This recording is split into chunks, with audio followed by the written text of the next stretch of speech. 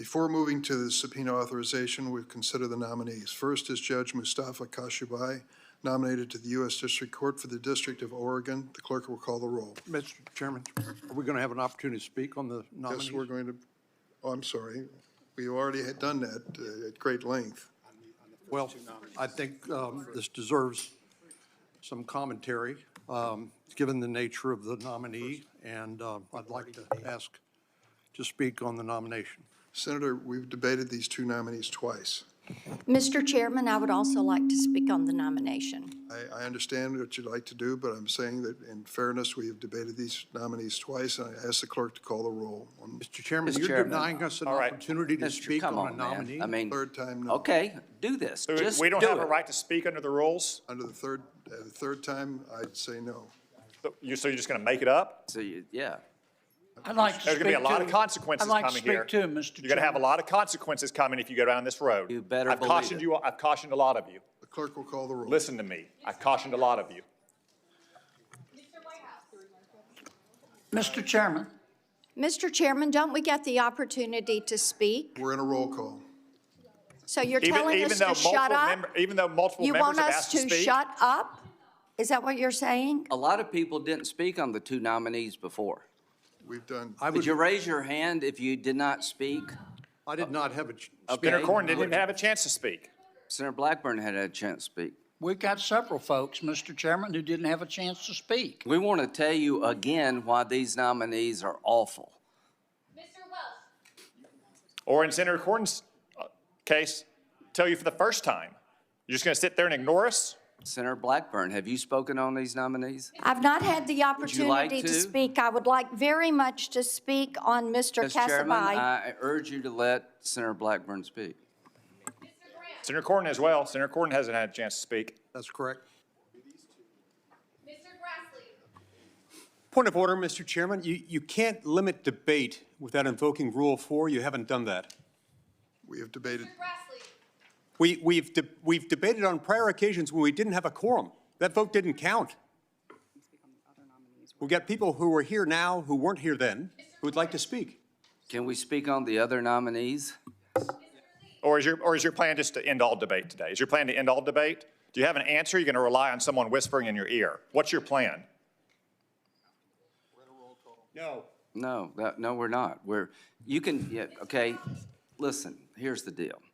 We worked 7 weeks to trying to solution the asylum problems. You boycotted the committee. Mr. Chairman, I don't know if you've left us any alternative but to deny the committee a quorum. I think that's something we ought to seriously I tell consider. you what. Mr. Cotton says the chairman needs to rethink his decision Yeah, and let Senator Corn and Senator Blackburn speak. That's what Mr. Cotton says. You can mark that down as my vote. Yeah, And everybody over there who's not willing to look at me or look at Dick Durbin needs to think about it as well. Mr. Kennedy wants to speak as well. Mark Mr. Cotton down saying Mr. Kennedy needs to speak too.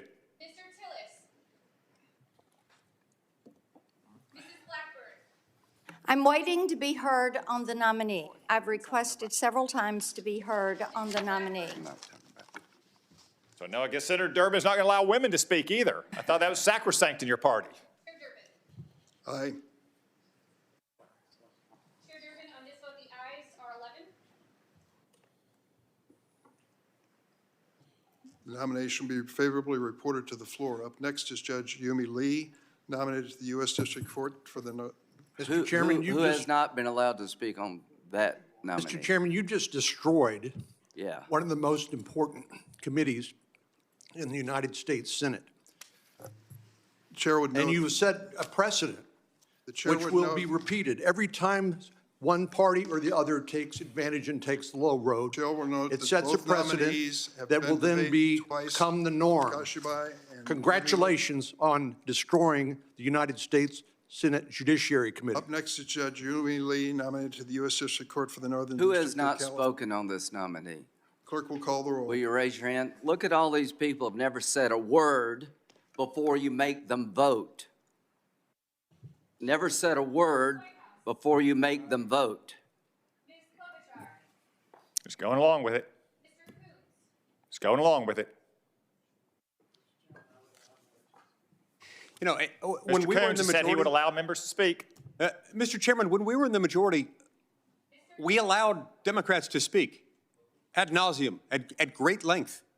We never did this. Both of these nominees have had 2 opportunities for speeches by members. Mr., you have to bring them up again. It wasn't our fault, it's your fault. Mr. Ossoff, Going right along with it. Mr. Welch, Ms. Butler, Mr. Chairman, I hope you're proud of yourself. Is this guy talking to Dick Durbin, the chairman?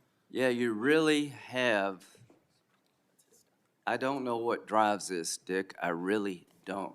Mr. Chairman, is it you driving it, or is it your staff Yeah, is Joe driving it? Zogby the Or is chairman of it this the committee, or White is it House you? driving this? This is completely inappropriate not to let us be heard on these nominations, and you know that. Mr. Graff, Your own members have told you to let them speak. Mr. Cornett,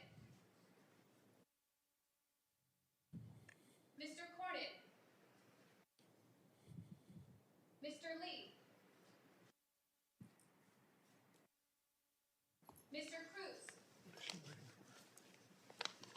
This is a complete disgrace. And maybe you can share I with us. see my colleagues over here who understand what goes around comes around. I mean, this is so unnecessary to ruin the committee over a political exercise that's going nowhere. Senator Whitehouse, I would like to, was my name called? I can't hear. Where's that voice? Was he recognized to speak? We're on a roll call.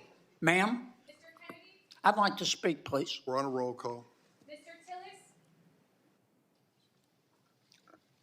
Mrs. Blackburn, I'm waiting to be heard on the nominations. Mr. Coons, Is this an illegal vote? Chair Durbin, So now Joe Zogby is going to dictate to other senators how they're going to vote? on this vote, the ayes are 10. The nomination will be favorably reported. We now turn to nominations that have not been debated before the committee. I'd like you to consider this. I don't understand why you're taking this new approach. I enjoy this committee. We all take our responsibilities seriously. I can only speak for me. I try to be fair-minded. I voted for a number of President Biden's nominees when I think they're qualified. And I try to ask substantive questions. I did the same thing with President Trump's nominees. In fact, we killed 5 of President Trump's nominees because we killed them dead as 4 o'clock, because it was apparent after questioning them that they didn't know a law book from a Sears Roebuck catalog. And we killed them.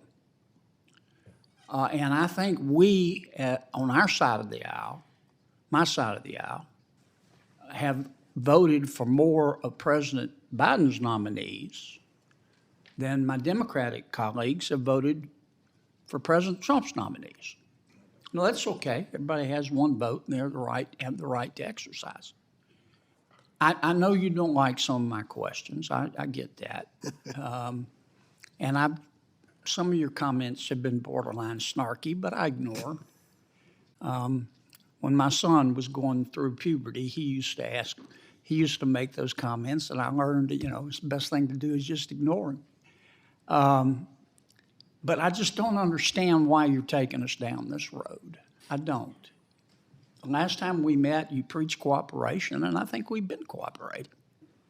I think we've confirmed more Louisiana nominees than just about any other state. There were some people who were not here at the last hearing that would like to speak on, and would have liked to speak on Mr. Khashoggi. I did speak, and I'm willing to waive my right to speak again. But this is a gentleman who said that he believes that when race is an issue in a case that he has the right to ignore precedent in the federal rules of evidence and the federal rules of civil procedure and apply a new standard of proof. Now, some people find that objectionable. I do. And I think folks should have had the right to weigh in on it. And I confess, I don't understand why you're taking us down this road. I don't. And the final point I guess I would make is that I asked you this question last time, and I think if where you're headed with this is to ultimately subpoena Justice Thomas or another member of the Supreme Court, I think that would be a huge mistake. But if that's where we're going to go with this, I respectfully suggest you go ahead and do it and let us meet it head on, because that looks to me like where it's headed. And I think it will provoke a constitutional crisis, and let's just go ahead and meet it head on. I love your ears.